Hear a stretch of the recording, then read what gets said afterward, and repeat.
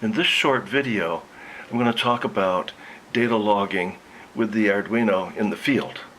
Now, since I'm pretty new to the Arduino, I needed to prove a couple of things to myself. One is that the program, the sketch, is in fact stored on the Arduino. It's there. It doesn't go away when you unplug it from the computer. And that it will in fact start automatically once it receives power. And that the other thing is that it can be powered from a 9-volt battery. So, here's what I discovered. I'm going to take this SD card out of here, and we're going to plug him into an SD card reader. And then we're going to go over here to the computer. Hopefully you can see that.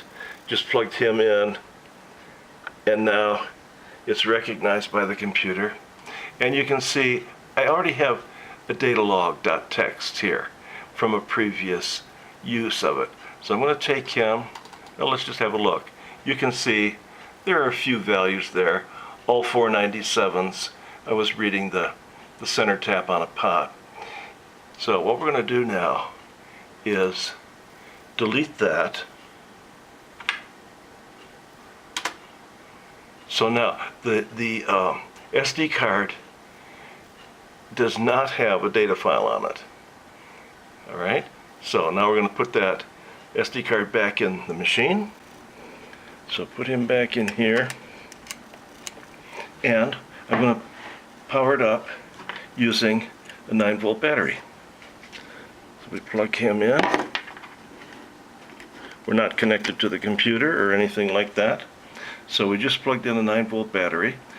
I'm assuming that the program is there, the data logging program is still there, and that it has started.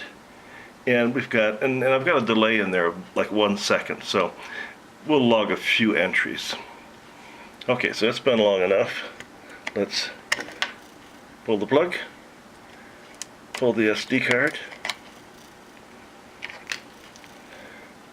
put him back in the card reader, and now we'll go back over to the computer.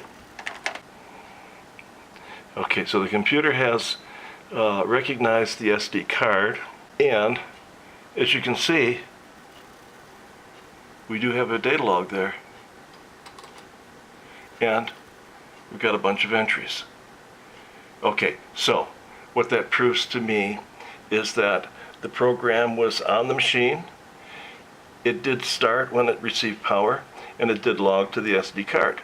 So out in the field, you don't need to be connected to the computer, you don't need to have the IDE up and running or anything like that. It can be a standalone data logger.